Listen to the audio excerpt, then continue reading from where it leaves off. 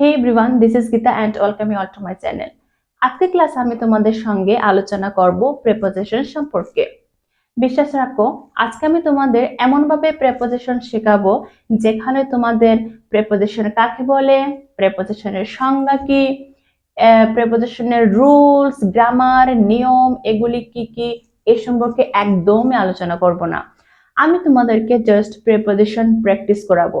দেখো, প্রেপোজিশনের চ্যাপ্টার এত বিরাট যে তুমি কতগুলি প্রেপোজিশন মুখস্থ করবে পারবে না। এদিকে মুখস্থ করবে, ওইদিকে ভুলে যাবে। এই জন্য আমি তোমাদেরকে এমন ভাবে শেখানোর চেষ্টা করব যাতে আজকের এই প্রেপোজিশনের ক্লাসটি দেখার পর এই ক্লাস সম্পর্কে দ্বিতীয়বার অন্য কোনো টিচারের কাছে না যেতে হয়, আর এক্সট্রা কোনো ভিডিও না দেখতে হয়। আজকে ক্লাসটা দেখবে, সঙ্গে সঙ্গে যাতে শিখে নিতে পারো।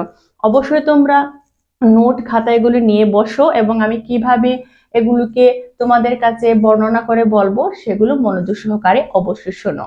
সবচেয়ে প্রথমে দেখো, আজকে ক্লাস আমি তোমাদেরকে শেখাবো প্রেপোজিশন ইন সম্পর্কে। ওকে, প্রেপোজিশন ইন আমরা কোথায় কোথায় ব্যবহার করতে পারি।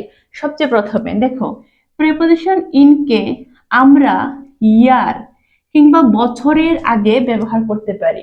বছরের আগে, যেমন ধরো এখন তো জানুয়ারি মাস, কয়েকদিন আগে কি গেল, কয়েকদিন আগে গেল 2024 সাল। ওকে, তাহলে কি হবে ইন 2024।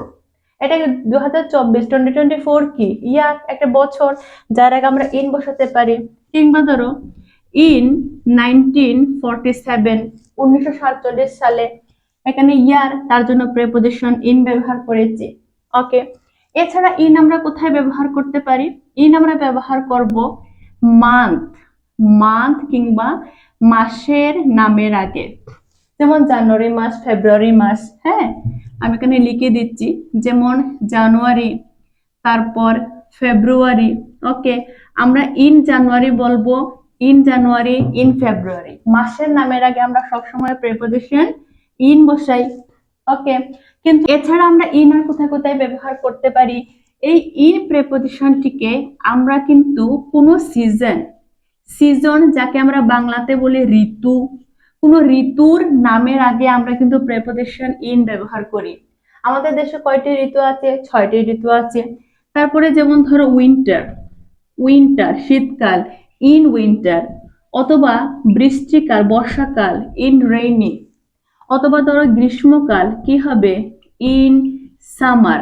তো এইভাবে কোনো ঋতু বা সিজনের নামের আগেও কিন্তু আমরা প্রেপোজিশন ইন ব্যবহার করি। আমাদের ইন সম্পর্কে বেসিক নিয়মটা জানা হয়ে গেছে। এই যে আমি 1 2 3 তিনটা নিয়ম শিখালাম, এটা কিন্তু মানে ইংরেজি গ্রামারের বা বলতে পারি ইন প্রেপোজিশনের সবচেয়ে বেশি ব্যবহার করা হয় এই ক্ষেত্রে। এগুলো আমাদের জানতেই হবে। ঠিক আছে, চলো এবার আরো কিছু এক্সাম্পল তোমাকে দেখাচ্ছি, তোমরা মনোযোগ সহকারে শোনো এবং এগুলি বোঝার চেষ্টা করো। Agartala Rajbari was built dash 19th century, অর্থাৎ 1900 শতাব্দীতে আগরতলার রাজবাড়ি তৈরি করা হয়েছিল। তাহলে এটা কি শতাব্দী? ওকে, তাহলে শতাব্দী কি? এটা হচ্ছে কিন্তু একটা সেঞ্চুরি। তাহলে আমরা আরেকটা নিয়ম শিখে নিলাম, সেঞ্চুরি বা শতাব্দী। সেঞ্চুরি বা শতাব্দী বুঝালে তার আগেও কিন্তু আমরা প্রেপোজিশন ইন ব্যবহার করব। আমরা পেলাম ইয়ারের আগে ইন ব্যবহার করা হয়, মান্থের আগে ইয়ার ব্যবহার করা হয়, সিজনের আগে ইয়ার ব্যবহার করা হয়। এবার শিখে নিলাম যে সেঞ্চুরি বা শতাব্দীর আগেও কিন্তু প্রেপোজিশন ইন বসে। ওকে, এবার দেখো, she is interested dash singing, মানে সে গানের প্রতি আগ্রহী, তার গান ভালো লাগে, তো শি ইজ ইন্টারেস্টেড সিঙ্গিং। সবসময় একটা জিনিস মনে রাখবে যে ইন্টারেস্টিং, ইন্টারেস্টিং বা ইন্টারেস্টেড শব্দটা আছে, ইন্টারেস্টেড শব্দের পরে সবসময় কিন্তু প্রেপোজিশন ইন বসে। এটা মুখস্থ করে নিতে পারো, ইন্টারেস্টেড এর পরে সবসময় প্রেপোজিশন ইন বসে। তো সে গানের প্রতি আগ্রহী, কি হবে? She is interested in singing. Interested in মানে আগ্রহী। ওকে, চলো পরেরটা দেখি। Farmers are working dash the sun, মানে কৃষকরা রৌদ্রের মধ্যে কাজ করছে। রৌদ্র কি? সান কি? সান বলতে আমরা বুঝি আলো। ঠিক আছে, সূর্য আমাদের আলো দেয়, তো সানটাকে আলো, আলো বলতে পারি। তো আলোর মধ্যে কি হবে? ইন দা সান। আলোর মধ্যে ইন দা সান, অন্ধকারের মধ্যে ইন দা ডার্ক। ওকে, তো আলো হোক কিংবা অন্ধকার হোক, আলো বা অন্ধকারের মধ্যে হলে প্রেপোজিশন ইন বসে। ওকে, চলো এবার পরেরটা দেখি। He he left the bag dash the bedroom. সে মানে শুবার ঘরে ব্যাগটা ফেলে গিয়েছে। লেফট দ্য ব্যাগ মানে কি? ব্যাগটা ভুলে ফেলে রেখেছে কোথায়? ড্যাশ দ্য বেডরুম, বেডরুমের ভেতরে। তো এটা তো খুবই ইজি, ইন দ্য বেডরুম, বেডরুমের ভেতরে বা শুবার ঘরের ভেতরে। ওকে, অথবা I am requesting you please come dash time. হ্যাঁ, আচ্ছা, যখন আমরা সময়ের ক্ষেত্রে, যখন আমরা বলি যে হ্যাঁ দেখো তুমি দেরি করবে না, তুমি 8টার ভেতরে চলে আসবে, ঠিক আছে, অর্থাৎ 8টা বাজার 10 মিনিট আগেও আসতে পারো, 20 মিনিট আগেও আসতে পারো, মানে যে কোনো ভাবে ঘুরিয়ে ফিরিয়ে তুমি 8টার ভেতরে আসবে। তাহলে এইরকম বোঝালে আমরা প্রেপোজিশন ইন বসাই।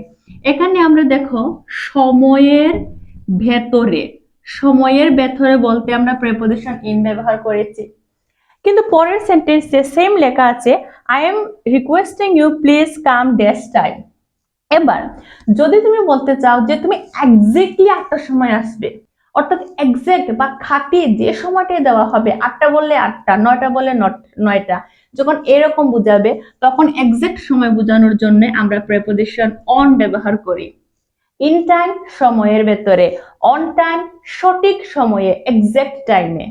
ওকে, তো আশা করি তোমরা আজকের ক্লাসে এই অন প্রেপোজিশনের যে বেসিক ব্যবহারগুলো রয়েছে এর সম্পর্কে দ্বিতীয়বার আর অন্য কোনো স্যারের ক্লাস দেখতে হবে না, আমি এটা আশা রাখছি।